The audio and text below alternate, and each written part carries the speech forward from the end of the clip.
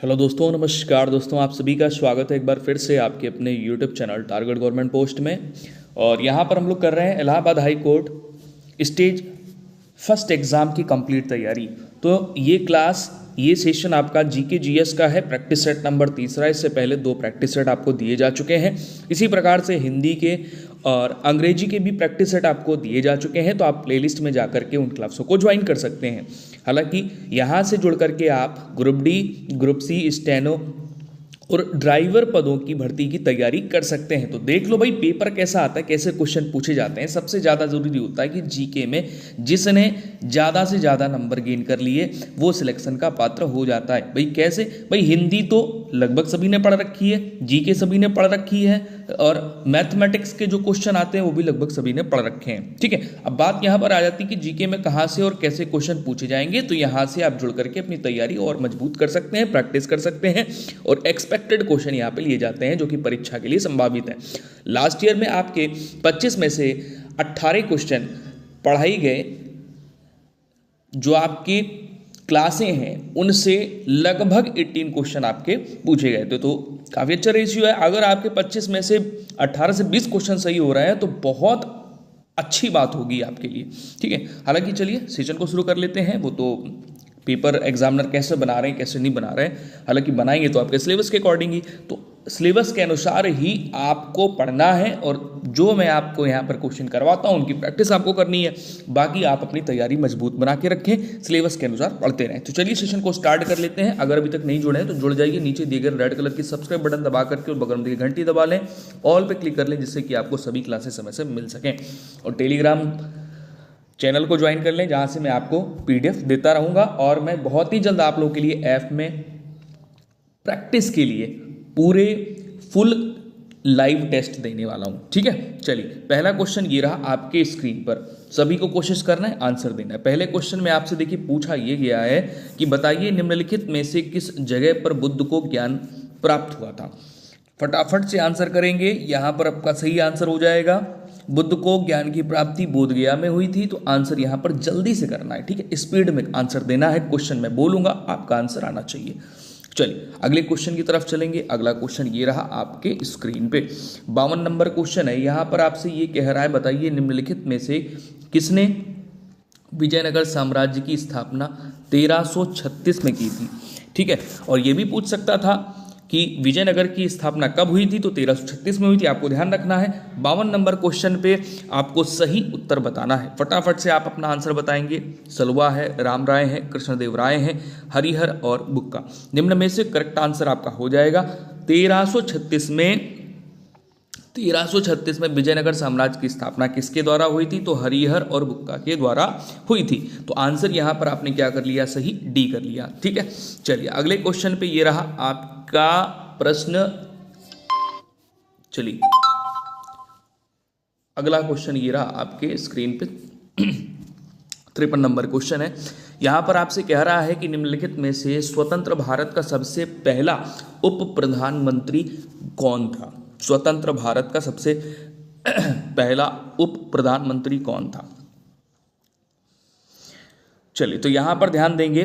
पहला ऑप्शन दिया गया लाल कृष्ण आडवाणी, दूसरा ऑप्शन ये रहा आपके स्क्रीन पे मोरारजी देसाई, तीसरा है ये जगजीवन राम, और चौथा है वल्लभ भाई पटेल। तो यहां पर आपको ध्यान देना है कि सरदार वल्लभ भाई पटेल, जो कि आपके प्रश्न में पूछा गया है कि स्वतंत्र भारत का सबसे पहला उप प्रधानमंत्री कौन था, तो आपको ध्यान रखना है सरदार वल्लभ भाई पटेल। ऑप्शन नंबर डी आपका करेक्ट आंसर हो जाएगा। ठीक है, इन्हें लौह पुरुष भी कहा जाता है। चलिए अगले क्वेश्चन की तरफ आएंगे। अगला क्वेश्चन ये रहा आपके स्क्रीन पे। 54 नंबर क्वेश्चन है। कह रहा निम्नलिखित में से किस आंदोलन का नेतृत्व महात्मा गांधी ने नहीं किया था। इस तरह के क्वेश्चन पूछे जाते हैं इलाहाबाद हाई कोर्ट की परीक्षा में। मैक्सिमम क्वेश्चन आपको ऐसे ही देखने को मिलेंगे, जिसमें आपसे पूछेगा कि अब पैटर्न थोड़ा सा क्या हो रहा है, बदल रहा है। ठीक है, तो हालांकि सिलेबस वही है लेकिन पूछने का तरीका बदल रहा है। तो आप जब प्रैक्टिस वैसी करेंगे तभी तो क्वेश्चन कर पाएंगे। हालांकि सेशन को लाइक जरूर आप लोग कर दिया करिए, जिससे कि आपका प्यार और सपोर्ट हमें मिल सके, साथ ही साथ आपको सभी क्लासों का नोटिफिकेशन भी प्राप्त होता रहे। 54 नंबर क्वेश्चन में ये पूछ रहा है कि महात्मा गांधी ने इसमें से कौन से आंदोलन है जिसमें नेतृत्व नहीं किया है। तो पहला तो दिया गया अवध के किसानों का आंदोलन 54 नंबर पे। तो अवध के किसानों का आंदोलन, क्या इस आंदोलन में गांधी जी ने अपना नेतृत्व किया है? नहीं किया है, इसमें नहीं किया है। ठीक है, कपड़ा मिल वर्कर्स आंदोलन, ये तो गांधी जी ने किया है। ठीक है, इसके बाद में आ जाएंगे दमनकारी बागान व्यवस्था के विरोध में चंपारण आंदोलन, ये भी गांधी जी ने किया है। सत्याग्रह खेड़ा के किसानों के समर्थन के लिए आंदोलन, ये भी गांधी जी द्वारा किया गया है। ठीक है, तो पूछ रहा था कि आंदोलन का नेतृत्व तो महात्मा गांधी ने नहीं किया है, तो किसका नहीं किया? अवध के किसानों का या अवध के किसानों द्वारा आंदोलन, इसका नेतृत्व तो गांधी जी द्वारा नहीं किया गया है। अब यहाँ पर बात ये आती है, आपसे अगर पूछता है कि कपड़ा मिल वर्कर्स आंदोलन जो हुआ ये कब हुआ? तो ये 1918 में हुआ। इसके बाद में चंपारण आंदोलन, ये 1917 में हुआ। ठीक है, और ये सत्याग्रह खेड़ा के किसानों के समर्थन के लिए आंदोलन, ये कब हुआ? तो ये 1918 में हुआ। ठीक है, तो ध्यान रखेंगे सभी लोग।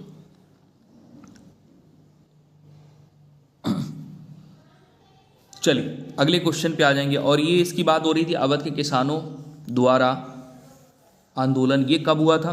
तो देखिएगा ये हुआ था 1920 में। ठीक है, अवध किसान सभा का गठन हुआ था और आंदोलन हुआ था फिर।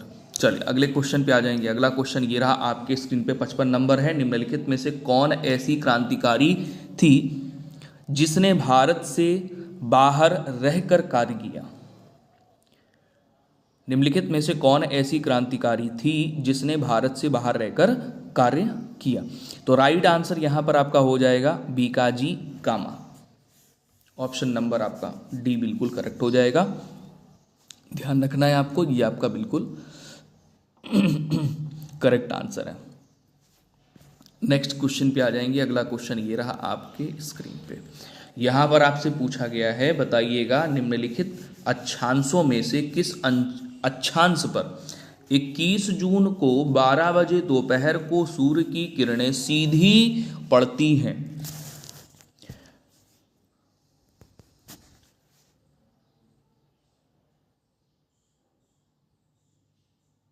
देखिए 21 जून की स्थिति को कर्क संक्रांति कहा जाता है, क्योंकि इस समय सूर्य कर्क रेखा पर लंबवत चमकता है।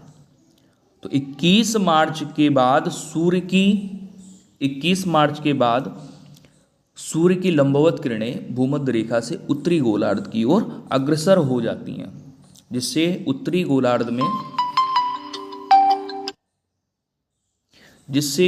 गोलार्ध में दिन बड़ा व रात्रि छोटी होती है। ठीक है, अब यहां पर बात यह आती है, आपको ये बताना है कि किस अक्षांश पर 21 जून को 12 बजे दोपहर को सूर्य की किरणें सीधी पड़ती हैं। तो ध्यान रखिएगा, यहां पर हो जाएगा 23 डिग्री और 30 सेकंड नॉर्थ। ठीक है, यानी उत्तर। चलो अगले क्वेश्चन पे आ जाएंगे, समझ गए? चलो अगले क्वेश्चन पे आओ। अगले क्वेश्चन पे आएंगे। 57 नंबर में कह रहा, निम्नलिखित राज्यों में से कौन सा राज्य गेहूं का अग्रणी उत्पादक है? अब इसमें तो भाई आप सभी जानते हैं, आपका यूपी है तो आंसर करेंगे उत्तर प्रदेश। चलो अगले क्वेश्चन पे आ जाओ। अगला क्वेश्चन ये रहा आपकी स्क्रीन पे 58 नंबर है। वर्षा या ओलों की प्रचंड मूसलाधार बौछार जो सामान्यतः अल्पावधि की होती है, इस कथन के लिए निम्नलिखित में से किस पारिभाषिक शब्द का प्रयोग किया जाता है? जिसमें है मेघ बीजन, मेघ बिंदुक, मेघ विस्फोट, मेघ गुच्छे। इस पूरे कथन के लिए अगर आप समझ गए होंगे तो इसके लिए किसका प्रयोग किया जाना सही है? तो आंसर हो जाएगा मेघ विस्फोट, क्लाउड बर्स्ट। नेक्स्ट क्वेश्चन पे आ जाएंगे। अगला क्वेश्चन 59 नंबर है। उष्णकटिबंधीय घास भूमियों में से कौन से अन्य नाम से भी जाना जाता है? उष्णकटिबंधीय घास भूमियों में से कौन से अन्य नाम से भी जाना जाता है? तो इसको और किस नाम से बुलाते हैं? तो इसको बुलाते हैं सवाना। सवाना, ठीक है, ध्यान रखना। उष्णकटिबंधीय घास भूमियों को सवाना घास मैदान के नाम से भी जाना जाता है। नेक्स्ट क्वेश्चन पे आ जाएंगे। अगला क्वेश्चन ये रहा आपके स्क्रीन पे 60 नंबर है। यहां पर आपसे कह रहा है निम्नलिखित में से ऊर्जा का कौन सा स्रोत नवीकरण योग्य नहीं है? ऊर्जा का कौन सा स्रोत है जो कि नवीकरण योग्य नहीं है? प्राकृतिक गैस, सौर ऊर्जा, पवन ऊर्जा, ज्वारीय ऊर्जा।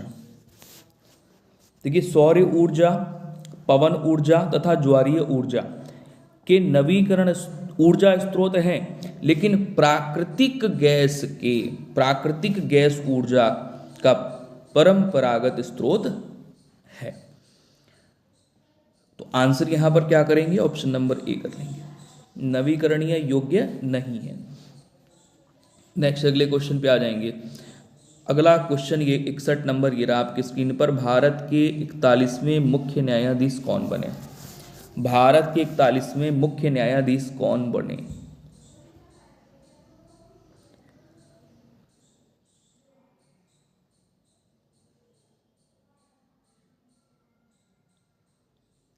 इकतालीसवें मुख्य न्यायाधीश कौन बने थे?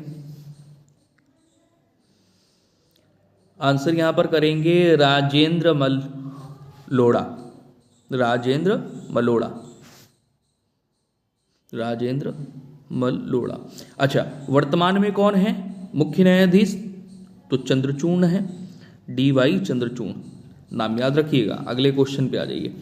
अगला क्वेश्चन ये रहा 62 नंबर आपके स्क्रीन पर है। पूछ रहा है कि भारत में संघीय मंत्री परिषद सामूहिक रूप से किसके प्रति उत्तरदायी होते हैं? कह रहा है भारत में संघीय मंत्री परिषद सामूहिक रूप से किसके प्रति उत्तरदायी होते हैं? तो आंसर हो जाएगा केवल लोकसभा के प्रति उत्तरदायी होते हैं। तो आंसर आपका ऑप्शन नंबर बी बिल्कुल करेक्ट हो जाएगा। चलिए अगले क्वेश्चन की तरफ आएंगे सभी लोग। यहां पर आपसे 63 नंबर में पूछ रहा है भारत के संविधान के अनुसार निम्नलिखित में से कौन सा एक मौलिक कर्तव्य नहीं है? ध्यान देना, पूछ रहा है कौन सा एक मौलिक कर्तव्य नहीं है। फटाफट से सबको आंसर देना है। पहले ऑप्शन में आपको ये दिया गया है कि प्रेस की स्वतंत्रता की रक्षा करना। क्या कह रहा है? प्रेस की स्वतंत्रता की रक्षा करना। क्या ये एक मौलिक कर्तव्य नहीं है? बिल्कुल सही बात है, ये एक मौलिक कर्तव्य नहीं है। दूसरे में आपसे कह रहा है कि सार्वजनिक संपत्ति की रक्षा करना, ये एक मौलिक कर्तव्य है। अपनी समृद्ध विरासत को बचाए रखना, ये भी मौलिक कर्तव्य है। भारत की एकता और अखंडता की रक्षा करना, ये भी मौलिक कर्तव्य है। ठीक है, तो आंसर यहाँ पर पहला वाला करेक्ट हो जाता है। आंसर आपका पहला वाला करेक्ट हो जाता है। चलिए अगले क्वेश्चन की तरफ चलेंगे। अगला क्वेश्चन ये रहा 64 नंबर आपकी स्क्रीन पर। इसमें कह रहा है कि नीचे दी गई धातुओं में कौन विद्युत की सर्वोच्चतम चालक है?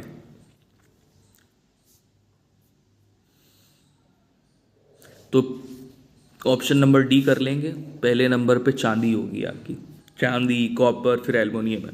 तो यहाँ पर ऑप्शन नंबर डी कर लेंगे, सिल्वर, चांदी। नेक्स्ट क्वेश्चन पे आ जाएंगे। अगला क्वेश्चन ये रहा 65 नंबर आपके स्क्रीन पर है।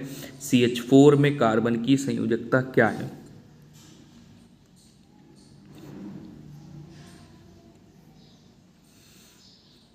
कार्बन की संयोजकता यहां पर 4 हो जाएगी। कितनी हो जाएगी? 4।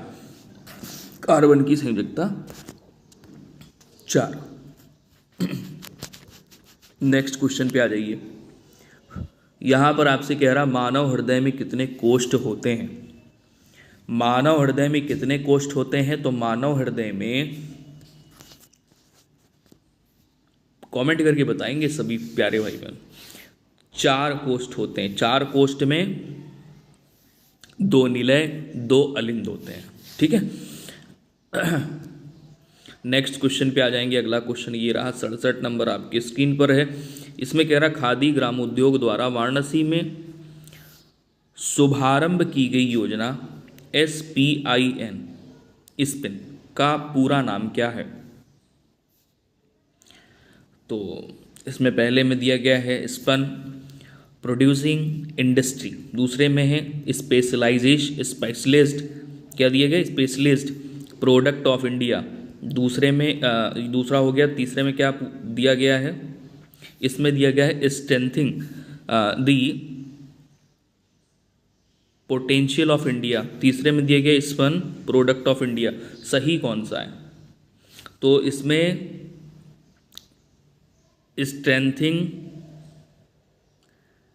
द पोटेंशियल ऑफ इंडिया, ये सही होगा। ऑप्शन नंबर सी, भारत की क्षमता का मजबूतीकरण। नेक्स्ट क्वेश्चन पे आ जाइए। 68 नंबर क्वेश्चन है। इसमें है गोल क्रांति राउंड रिवॉल्यूशन के उत्पादन से संबंधित है। शहद, आलू, तेल, बीज, भिंडी। गोल क्रांति किससे संबंधित है? गोल क्रांति आपकी संबंधित है आलू से। किससे? आलू से। अगर पीली क्रांति की बात करेगा तो क्या करोगे?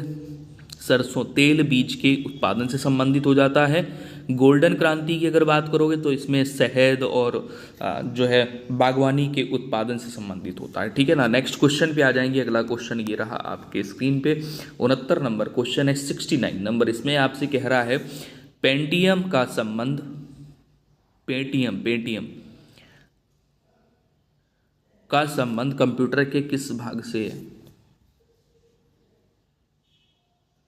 पेंटियम का संबंध कंप्यूटर के किस भाग से है? इसमें डीवीडी दिया, हार्ड डिस्क है, माइक्रो प्रोसेसर है और माउस दिया गया है, जिसमें आपका करेक्ट आंसर हो जाता है माइक्रो प्रोसेसर। ठीक है ना, माइक्रो प्रोसेसर आपका यहाँ पे करेक्ट आंसर हो जाएगा। पेंटियम का संबंध है जो कि माइक्रो प्रोसेसर से है। पेंटियम माइक्रो प्रोसेसर इंटेल द्वारा विकसित किया गया है। ठीक है, तो ये चीज़ आपको ध्यान रखनी है। नेक्स्ट क्वेश्चन पे आ जाएंगे। अगला क्वेश्चन ये रहा आपके स्क्रीन पे। इसमें आपसे कह रहा है कि यूपीएस का पूरा नाम क्या है? यूपीएस का पूरा नाम क्या है?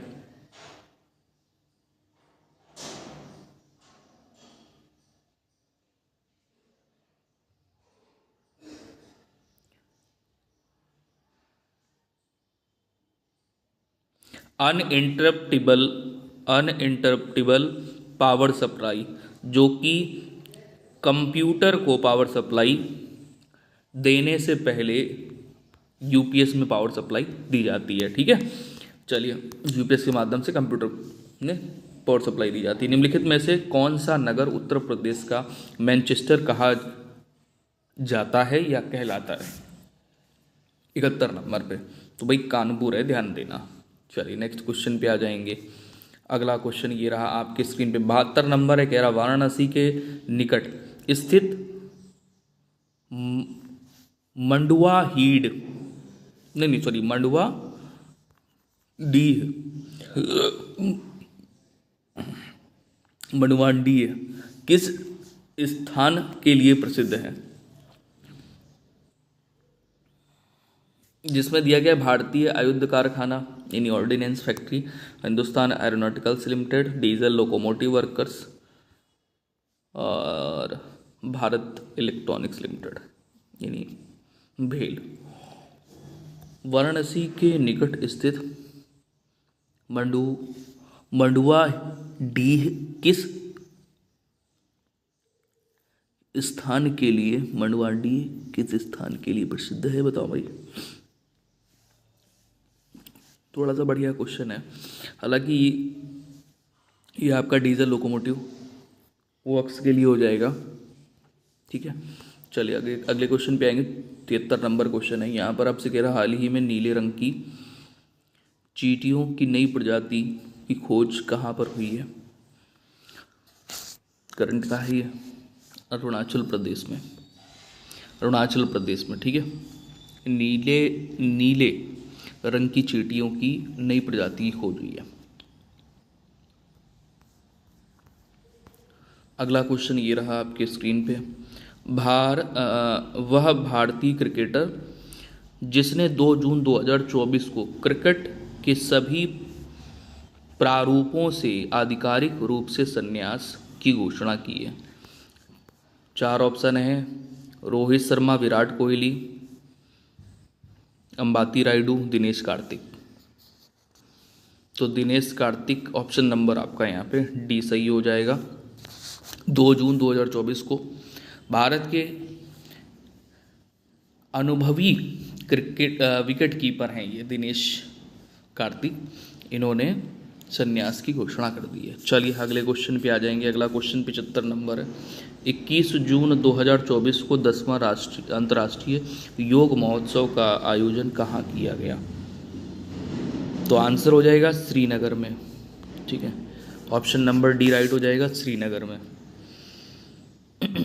ठीक है, तो ये आपके 25 क्वेश्चन हो गए। कितने आप सही उत्तर दे पाए कमेंट करके ज़रूर बताइए। सेशन कैसा लगा, लाइक शेयर जरूर करिए। जय हिंद सभी को, मिलते हैं नेक्स्ट सेशन में, अपना ख्याल रखिए।